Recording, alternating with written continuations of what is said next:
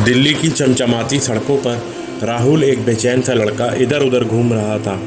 वो अभी कॉलेज से पास हुआ था, पर उसे समझ नहीं आ रहा था कि उसे क्या करना चाहिए। उसके दोस्त तो पहले ही नौकरी की तलाश में जुट गए थे, पर राहुल को किसी चीज़ में दिलचस्पी नहीं थी। एक दिन राहुल अपने नाना जी के पास गांव चला गया।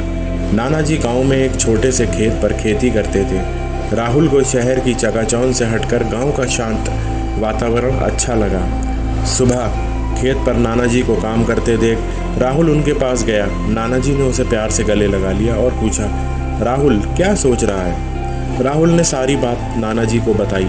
नाना जी मुस्कुराते हुए बोले, राहुल, जिंदगी में सफल होने के लिए सबसे ज़रूरी है सही कदम उठाना। फिर सिर्फ कदम उठा लेना काफ़ी नहीं है, उस पर पक्का रहना भी ज़रूरी है। राहुल नाना जी की बात नहीं समझा। नाना जी उसे खेत में ले गए और वहाँ लगे पेड़ों को दिखाया। उन्होंने बताया कि ये पेड़ सालों पहले उन्होंने ही लगाए थे। छोटे से पौधे बड़े पेड़ बन गए थे। नाना जी ने कहा, राहुल, ये पेड़ हमें ये सीख देते हैं कि किसी भी काम में सफलता पाने के लिए मेहनत और लगन की ज़रूरत होती है। पेड़ को लगने के बाद उसकी देखभाल करनी पड़ती है, वरना वो सूख जाता है। ठीक उसी तरह अगर तुमने कोई रास्ता चुना है तो उस पर मेहनत करो और पक्के रहो।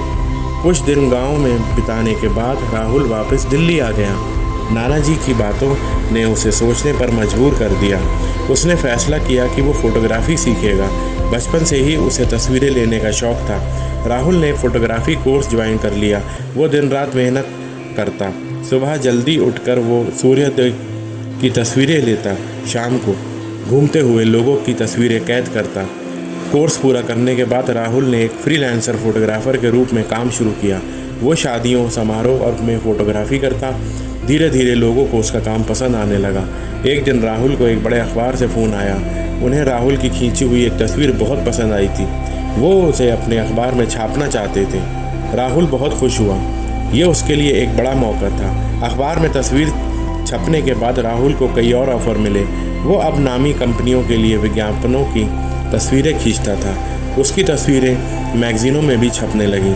कुछ सालों में राहुल एक सफल फोटोग्राफर बन गया।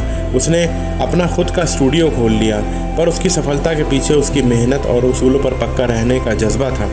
एक बार एक बड़ी कंपनी ने राहुल को उनके उत्पाद के प्रचार के लिए बुलाया। कंपनी चाहती थी कि राहुल ऐसी तस्वीरें खींचे जिससे उनका उत्पाद ज़्यादा आकर्षक लगे, भले ही वो असलियत में वैसा ना हो। राहुल ने कंपनी को मना कर दिया। वो जानता था कि अगर वो ऐसा करता है तो शायद उसे और भी ज़्यादा काम मिल जाए, पर वो गलत तरीके से सफल नहीं होना चाहता था। कंपनी राहुल के इनकार से नाराज़ हुई, मगर राहुल को इस बात का कोई मलाल नहीं था। वो जानता था कि उसने सही फैसला लिया है। कुछ ही दिनों बाद राहुल को एक प्रकृति संरक्षण संस्था से फ़ोन आया। संस्था चाहती थी कि राहुल भारत के जंगलों की खूबसूरती को अपनी तस्वीरों के ज़रिए दुनिया को दिखाए। राहुल इस मौके पर बहुत खुश हुआ। वो जंगलों में गया और वहाँ की वनस्पति, जीव जंतुओं और शानदार तस्वीरें खींच लाया। संस्था ने राहुल की तस्वीरों की एक प्रदर्शनी लगाई। ये प्रदर्शनी बहुत सफल रही। राहुल को तस्वीरें जो उसने खींची थी सब लोगों ने बहुत पसंद करी। सब ने राहुल को शाबाशी दी। इन तस्वीरों के ज़रिए राहुल को पर्यावरण संरक्षण का भी संदेश मिला।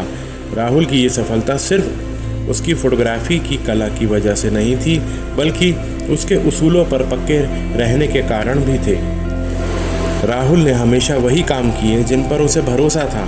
उसने शॉर्टकट लेने की कोशिश कभी नहीं की। कुछ समय बाद राहुल की एक किताब छपी जिसका नाम था भारत के जंगल, प्रकृति का खजाना। इस किताब में राहुल की खींची हुई तस्वीरें और जंगलों के बारे में जानकारी थी। किताब बहुत लोकप्रिय हुई। दोस्तों, राहुल की कहानी हमें यह सीख देती है कि सही रास्ते का चुनाव। राहुल ने अपनी दिलचस्पी के मुताबिक फोटोग्राफी का रास्ता चुना। हमें हमेशा सही रास्ते का चुनाव करना चाहिए। हमें वो काम करना चाहिए जिसमें हमारी दिलचस्पी हो। किसी भी काम में सफल होने के लिए ये बहुत ज़रूरी है कि हमें उस काम में दिलचस्पी हो, तभी तो हम उस काम में सफल हो पाएंगे। दोस्तों, मेहनत और लगन। राहुल ने फ़ोटोग्राफी सीखने के लिए और अपना नाम बनाने के लिए बहुत मेहनत की। सफलता पाने के लिए मेहनत और लगन बहुत ज़रूरी है। उसूलों का पर पक्का रहना। राहुल ने हमेशा सही रास्ते पर चलने की कोशिश की। उसने गलत तरीक़ों से सफलता पाने की कोशिश कभी नहीं की। दोस्तों, तो ये थी राहुल की कहानी। एक कहानी सही कदम उठाने और उस पर पक्के रहने की। ये कहानी हमें ये यकीन दिलाती है कि अगर हम मेहनत करते हैं और सही रास्ते पर चलते हैं तो ज़रूर सफल होते हैं। धन्यवाद दोस्तों।